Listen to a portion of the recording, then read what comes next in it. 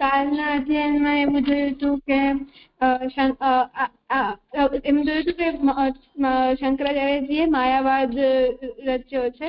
તો એ માયાવાદ નો એમણે આ માયાવાદ શા માટે એમ રચ્યો? શંકરાચાર્યજીએ આવું શા માટે કહ્યું છે? અને તો એમાં આપણે એમ સમજાયું હતું કે મહાપ્રભુજી કહે છે કે જે મહાપ્રભુજી અને શંકરાચાર્યજી બંને એમ કહે છે કે એમનો જે મત છે એ વેદના મત પ્રમાણે છે.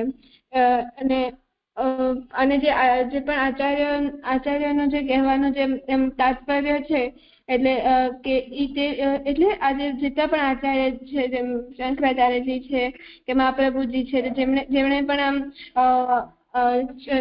શાસ્ત્ર જે ગ્રંથને કે વાદ બનાવ્યા છે એ લોકો પોતાના અનુભવથી કે એક્સપિરિયન્સથી કે એક્સપેરિમેન્ટથી આ બધું કરી નથી રહ્યા, પર જે વેદમાં કહ્યું છે ને જે શાસ્ત્રમાં જે ઉપલબ્ધ થયેલો છે તે જ વાત કહી રહ્યા છે. અને તેના તત્વના શાસ્ત્રમાં જે કહ્યું છે ને તત્વના રૂપમાં પોતપોતાનો મત રજૂ કરી રહ્યા છે. તો શાસ્ત્રમાં સીધો નિરૂપણ નથી. જેમ આપણે એનું એક્ઝામ્પલ આપી દો કે મેથ્સમાં 2 + 2 4 એમ તો એ ડાયરેક્ટલી એમ નથી કહેવામાં આવતું. કોઈક જગ્યાએ કોઈ વસ્તુ સીધી કહેલી છે, કોઈક જગ્યાએ કોઈ વસ્તુનો સંકેત દીધેલો છે, કોઈક વસ્તુ માટે ખાલી જજમેન્ટ દીધેલી છે, કોઈ વસ્તુના ખાલી એક્ઝામ્પલ છે, કોઈકનો ખાલી ઉપાસના તરીકે વાત કહી છે, કોઈકનો ખાલી કઈ જગ્યાએ ભગવાનનો ખાલી ચરિત્ર જ કહ્યું છે. તો આવી રીતે શાસ્ત્રમાં તો અલગ અલગ સિદ્ધાંત કયા છે. તો આપણે બધા આખા શાસ્ત્રના જે સિદ્ધાંત છે એ કેવી રીતે કેમ સમજી શકીએ કે કરી શકીએ? તો પણ તેના તત્વના રૂપેનો તાત્વિક સ્વરૂપમાં એને સમજી શકીએ. તો જેમ એના આપણે એક્ઝામ્પલ આપ્યું તો કે સાયન્સમાં જેમ જે એટમ છે એ એક બેઝિક એલિમેન્ટ છે, જે ઇનડિવિઝિબલ યુનિટ છે. એટમ છેલ્લે સાયન્ટિસ્ટે તય કરી નાખ્યો છે લાસ્ટ રિઝલ્ટ કે તાત્વિક જે આપણે જે તાત્વિક રૂપ તાત્વિક વસ્તુ છે બેઝિક એલિમેન્ટ એ એટમ છે. પછી એના આગળ એના ઘણા બધા એમ પાર્ટ્સ થાય છે કે 118 એ રીતે એલિમેન્ટ્સ છે. એનામાંથી અડધા 118 માંથી જે 93 છે એ મેટલ છે, અડધા કંઈક 18 કંઈક નોન મેટલ છે અને 7 મેટલોઇડ છે. એટલે મેટલોઇડ એટલે મિક્સ નોન મેટલ અને મેટલ. તો એવી રીતે જે એટલે જે સૃષ્ટિ છે એ પણ સત્વ, રાજસ અને તામસ ગુણથી બની છે. અને એ પ્રકૃતિ ને વિકૃતિ એનામાં પાર્ટ છે, પ્રકૃતિ ને વિકૃતિ, અને એના મિક્સચરમાં પણ છે. એટલે 3 ટાઈપનો પાર્ટ થઈ ગયા જગતમાં સૃષ્ટિમાં. એક પ્રકૃતિ, બીજું વિકૃતિ, અને ત્રીજું કે પ્રકૃતિ વિકૃતિનું જે મિક્સચર હોય તે. અને તો આજે જળ, જીવ અને જગત આ ત્રણેયનો જે તાત્વિક સ્વરૂપ છે એ બ્રહ્મ છે. આ વાત અહીંયા બધા જ આચાર્ય માની લીધી કે હા આ વાત તો બધા જ માને છે. પણ શંકરાચાર્યજી કહે છે કે પણ એના આગળ જેમ અહીંયા પ્રકૃતિ વિકૃતિ આગળ પાર્ટ છે, રાજસ તામસ, તેમ એટમ્સ એલિમેન્ટ્સમાં જો કે એટમને આપણે બેઝિક એટમ માટે કોઈ કાંઈ નથી કહેતું, ઇનડિવિઝિબલ યુનિટ છે એ વસ્તુ તય થઈ ગઈ. એના આગળ જે એલિમેન્ટ છે, મેટલ, એના પર હજી પણ રિસર્ચ ચાલુ છે. પેલા 108 હતા 118 થઈ ગયા, એવી રીતે હજી ચાલુ છે. એના ઉપર ઘણા અલગ અલગ મત છે. તો અહીંયા શંકરાચાર્ય એવી જ રીતે અહીંયા બ્રહ્મ છે એક તત્વ, એક તાત્વિક બધાનો એક જ તત્વ છે, એકમાત્ર તત્વ છે એ બ્રહ્મ છે. એ તો તય થઈ ગયો. હવે એના આગળ જગત ને જીવ ને એના ઉપર અલગ અલગ બધાના મતો છે. તો શંકરાચાર્યજી તો એમાં સૌથી પહેલા શંકરાચાર્યજીનો મત એમ જોઈએ તો શંકરાચાર્યજી એમ કહે છે કે જગત અને જીવ નો અસ્તિત્વ જ નથી, અને એનો એપિરિયન્સ માત્ર જ છે, એનો ખાલી અનુભવ થઈ રહ્યો છે, ને તત્વ તો બ્રહ્મ જ છે. એટલે હવે એમ શંકરાચાર્યજીને કોઈ પૂછે કે એનો રીઝન શું, અમને પ્રૂફ ખપે, પ્રમાણ શું, તો એ શંકરાચાર્યજીએ શાસ્ત્ર વચન એક આપ્યું કે એક બ્રહ્મ એક જ છે, બ્રહ્મ સિવાય બીજું કંઈ જ નથી, અને એવો એકમાત્ર અને તે જ એકમાત્ર તત્વ છે. અહીંયા એના અલાવા કોઈ જુદી વેરાયટી નથી. તો આ શાસ્ત્ર વચન છે, બ્રહ્મ સિવાય બીજું કાંઈ જ નથી, બ્રહ્મ જ એકમાત્ર તત્વ છે. તે એ વસ્તુ પ્રૂફ થઈ જાય છે, એનો પ્રમાણ મળી જાય છે. ને પછી આ જ જગત જીવ પછી શંકરાચાર્યજીને કોઈ બીજો પ્રશ્ન પૂછે કે જે જગત જીવ દેખાય છે એનું શું, તો જે શંકરાચાર્યજી કહે છે કે આજે મેં અહીંયા આગળ જે એક શાસ્ત્રનું વચન સ્ટેટમેન્ટ જે આપી છે કે બ્રહ્મ સિવાય બીજું કઈ છે જ નહીં, બીજું છે એ અલગ અલગ જુદી જુદી વેરાયટી છે જ નહીં. તો આ વચનથી આ સાબિત થાય છે કે એના સિવાય જે પણ વસ્તુ છે એ મિથ્યા છે. એમ આપે એનું એક્ઝામ્પલ સ્વપ્નમાં આપ્યું હતું કે સ્વપ્ન આપણે જોઈએ તો એનામાં આપણે જ સ્વપ્ન જોઈએ છીએ, આપણે જ જગત રૂપે બનીએ છીએ, આપણો સપનું છે આપણે જગત બનીએ છીએ, અને આપણે જ બધાને કેરેક્ટરાઇઝ કરીએ છીએ કેમ કે આપણું સપનું હોય છે, અંદર જાગીએ છીએ તેને પછી ખાલી આપણે જ રહી જઈએ છીએ. તો એવી જ રીતે બ્રહ્મ સ્વપ્ન અહીંયા આપણને એમ સમજવું જોઈએ કે બ્રહ્મ સ્વપ્ન જોઈએ છે અને સ્વપ્નમાં પોતે બ્રહ્મ ઈશ્વર બની જાય છે, ને એમાંથી જગત જીવ અને જળ રૂપ બધું બની જાય છે, અને પછી જયારે સ્વપ્ન ખુલે છે ત્યારે બ્રહ્મ એ પોતે જ રહે છે. એવી જ રીતે પ્રતિબિંબનો એક્ઝામ્પલ છે કે આપણે બ્રહ્મ છે એ બ્રહ્મ છે એ બિંબ છે, જે માયા છે એ એક આરીસો છે, દર્પણ છે, આરીસો છે, અને જે પ્રતિબિંબ આવે છે એનું જે રિફ્લેક્શન ઈ જળ જગત ને જીવ છે. તો જયારે આરીસો ઈ દર્પણ આગળ હોય છે માયાનો, જયારે બ્રહ્મને બધું દેખાય છે, જયારે આરીસો તૂટી જાય છે કે હટાવી લેવામાં આવે છે ત્યારે કઈ રહેતું નથી સિવાય બ્રહ્મના, ખાલી બ્રહ્મ જ રહે છે. તો આ વાત શંકરાચાર્યજી કહે છે. પછી એવી જ રીતે સૌથી પહેલા શંકરાચાર્યજી આ વાત કહી, પછી મધ્વાચાર્યજીએ એમ કહ્યું કે જગત બ્રહ્મ અને જીવ આપણે આ ત્રણ વસ્તુ લઈએ કે જગત જીવ અને બ્રહ્મ આ ત્રણે અલગ અલગ અત્યંત જુદા તત્વો છે, એમાં કોઈ પણ પ્રકારના ચેન્જીસ થતા નથી.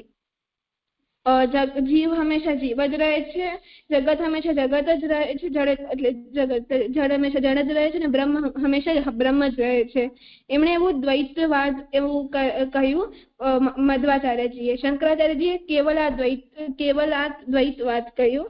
પછી શ્રી રામાનુજન આચાર્યજી એમ કહ્યું કે ના એવું નથી હોતું, મધ્વાચાર્યજીના વાદમાં એમ કહ્યું કે એવું નથી હોતું, એને આપણને એમ સમજવું જોઈએ. રામાનુજન આચાર્યજી એ કહે છે કે જેમ શરીર સ્થૂળ શરીર, સૂક્ષ્મ શરીર અને આત્મા, તો જે સ્થૂળ શરીર છે એને આપણે જગત ને જળ સમજવું જોઈએ, શરીર છે એને આપણે જીવ સમજવો જોઈએ, અને આત્મા છે એને આપણે બ્રહ્મ સમજવો જોઈએ. તો જળ જીવ અને બ્રહ્મ ભેગા થઈને બ્રહ્મ જ છે, અને એટલે 1=3 ને 3=1. તો શ્રી રામાનુજન આચાર્યજી એમ નથી કહી રહ્યા કે બ્રહ્મ જ જીવ અને જગત બને છે, એ પણ નથી જગત અને જીવને અલગ અલગ માની રહ્યા છે, જુદા જુદા માની રહ્યા છે. હા, પરી એમ કહે છે કે જેમ આ જે જગત છે એ પણ એક પ્રકારનો શરીર છે, જેનો આત્મા છે એ બ્રહ્મ છે, અને એનો જે શરીર છે એ જીવ છે. પછી શ્રી મહાપ્રભુજી એ આમ સમજાવ્યું છે કે જે કંઈ પણ છે તે બ્રહ્મ છે, બ્રહ્મે પોતાના જ બે ભાગમાં વહેંચી લીધો છે, ને આ બધું એ જ છે, જીવલોકમાં એમનો જ અંશ છે. આગમાંથી જેમ તણખલા નીકળે તેવી જ રીતે આ બધું એમનામાંથી નીકળે છે. આ સ્ટેટમેન્ટ થી મહાપ્રભુજી સમજાવે છે કે બ્રહ્મ જ પોતે જીવ બન્યા છે. એના અંશથી તે જ રીતે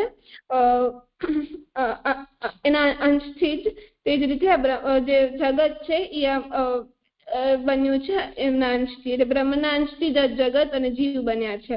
તો જીવ જગત તત્વથી બ્રહ્મ પોતે જ છે, તત્વમાં ભેદ નહીં થાય. સાત્વિક સ્વરૂપે જીવ બ્રહ્મ પોતે જ છે. તો જેમ એનો આપણે સોલિડ, લિક્વિડ અને ગેસિયસ ફોર્મમાં એક્ઝામ્પલ આપ્યું તો એનો હાઇડ્રોજનનો એક્ઝામ્પલ આપ્યું હતું કે વોટર. તો વોટર હોય એ ત્રણે આપણે પેલા નાના હોઈએ તો આપણને એમ ખબર ન હોય કે સોલિડ, લિક્વિડ કે ગેસિયસ ફોર્મ અલગ અલગ છે કે એક જ છે. એટલે ચેન્જીસ થવાવાળી જે સ્ટેટ છે કે અલગ અલગ વસ્તુ છે. નાના હોય ત્યારે આપણે એને અલગ અલગ માનીએ, પણ ત્યારે આપણે મોટા થઈએ ત્યારે આપણને ખબર પડે. તેમ આપણે હાઇડ્રોજનને એક વસ્તુથી બીજા વસ્તુમાં કન્વર્ટ થતી તો આપણે એક નવી વસ્તુ તેને માની લઈએ. પણ અગર જો આપણે મોટા થઈએ ત્યારે આપણને ખબર પડે કે જે બરફ છે એને અગર ઈ પીગળશે તો પાણી બનશે, અને પાણી છે એનું બાષ્પીભવન એટલે ઇવાપોરેશન થશે એટલે વેપોરાઇઝ થઈ જશે, એટલે બાફ બની જશે. તો એ ગેસિયસ ફોર્મમાં થઈ ગયું છે. 3 સ્ટેટ્સ થઈ. એ જ પાણીને પદાર્થ તો એ જ છે, અલગ અલગ વસ્તુમાં ખાલી ચેન્જ થયો છે. એવી જ રીતે જગત, જીવ અને બ્રહ્મમાં તાત્વિક ભેદ નથી, અને તે પોતપોતામાં એમનો જે મૂળ રૂપમાં આવી શકે છે.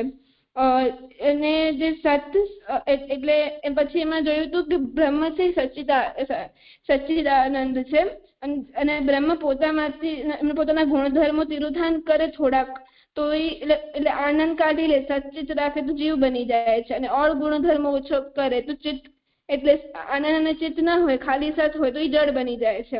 અને જેનો જ વાઇસ વર્ષા કરીએ, એનું ઊંધું કરીએ તો જળમાં આપણે ચેતન નાખી દઈએ તો એ જીવ બની જાય છે, અને એનામાં પૂર્ણાનંદ કરી નાખીએ તો તે પ્રવેશી જાય તો એ બ્રહ્મ થઈ જાય છે. તો હવે અગર આપણે આમ અલગ અલગ એમ સમજીએ કે જે બ્રહ્મ છે એ આપણે જગતને મિથ્યા શા માટે કહેવું? અગર આપણે એમ કહી દઈએ કે એ વસ્તુ કન્વર્ટ થઈ રહી છે, એટલે બ્રહ્મ જ બધું બની રહ્યા છે, ને બ્રહ્મ જ સૃષ્ટિને રચી રહ્યા છે, અને બ્રહ્મ જ પોતામાં સૃષ્ટિને લીન કરી રહ્યા છે. ને તો આપણને એમ કહેવાની જરૂરત નહીં પડે કે આ જગત મિથ્યા છે. તેથી શ્રી મહાપ્રભુજી કહે છે કે જગતને મિથ્યા કે અસત ન કહી સત્ય કહેવો, કેમ કે બ્રહ્મ પોતે જગત રૂપમાં પ્રકટ્યા છે, અને જેમ બ્રહ્મ સત્ય છે તેમ જગત પણ સત્ય છે. જે મને એમ સમજાયું હતું. બહુ સુંદર કર્યું. કઈ હોય પૂછવા કરવાનો કે તો બોલો.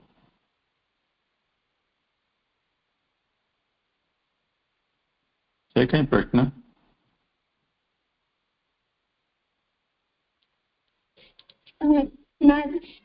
મને એમ પૂછવું હતું કે જે આ માયાવાદ અને વિવર્તવાદ બંને શંકરાચાર્યજીએ કયા છે, એ બંને એક જ છે કે બંને અલગ અલગ છે? વિવર્ત જે છે એ તો જયારે પરિણામ કેટલા પ્રકારના એવું જયારે આપણે વિચારવા બેસીએ ત્યારે વિવર્ત, વિકૃત અને અવિકૃત એમ એની 3 વેરાયટી આપણને મળે. જયારે બ્રહ્મ અને જગત એનો વિચાર કરવા બેસીએ તે વખતે જો જગતને બ્રહ્મનું પરિણામ આપણને કહેવું હોય તો આ 3 પરિણામના મોડેલમાંથી કયું મોડેલ આપણને એના ઉપર લાગુ કરવું? તો શંકરાચાર્યજી એમ કહે છે કે જગત એ બ્રહ્મનું વિવર્ત પરિણામ છે. એનો મતલબ શું થયો કે ખરેખર જગતનું અસ્તિત્વ નથી, પરંતુ બ્રહ્મ ઉપર જગતની ભ્રાંતિ થાય છે, અને એ થવાનું કારણ માયા છે. શંકરાચાર્યજી ક્યારે પણ માયાવાદ એવા શબ્દનો પ્રયોગ નથી કર્યો, પરંતુ શંકરાચાર્યજીએ પોતે જે મત કહ્યો તો એ જેમને સ્વીકાર્ય ન હતો એવા શંકરાચાર્યજીના જેટલા પણ પ્રતિપક્ષીઓ હતા એ બધાએ શંકરાચાર્યજી ઉપર એવો આરોપ લગાવ્યો કે તમે બ્રહ્મવાદ કહેતા કહેતા માયાવાદ ઉપર આવી ગયા. એટલે તમને નિરૂપણ તો બ્રહ્મનું કરવું હતું, પરંતુ બ્રહ્મની જગ્યાએ માયા તમારે ત્યાં એટલી બધી શક્તિશાળી છે કે બ્રહ્મને ખાઈ ગઈ અને તમે બ્રહ્મવાદની જગ્યાએ માયાવાદ કહી દીધો. તો માયાવાદ એ શંકરાચાર્યજીના મતને ન સ્વીકારનારા અન્ય જે વૈષ્ણવ મતો છે, વેદાંતિઓ, એમણે એ નામ આપેલું છે. શંકરાચાર્યજી તો પોતાને બ્રહ્મવાદી જ કહે છે,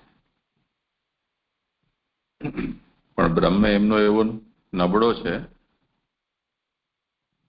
કે બ્રહ્મને પણ માયા ઢાંકી દે છે. એટલું જ નહીં, એને ભ્રાંતિ પણ પેદા કરી આપે છે. જીવને માયાથી ભ્રમ થઈ જાય એ તો સમજી શકાય, પણ બ્રહ્મ પણ જો માયાથી એવી રીતે ભ્રાંતિનો શિકાર થઈ જાય તો પછી બ્રહ્મવાદ શેનો રહ્યો? એ તો માયાવાદ જ થઈ ગયો. એટલે એવું લાગે કે માયા જ મુખ્ય તત્વ હોય. તો આ એમની આલોચના જેમણે કરી છે એ લોકોનું આક્ષેપ છે એમના ઉપર.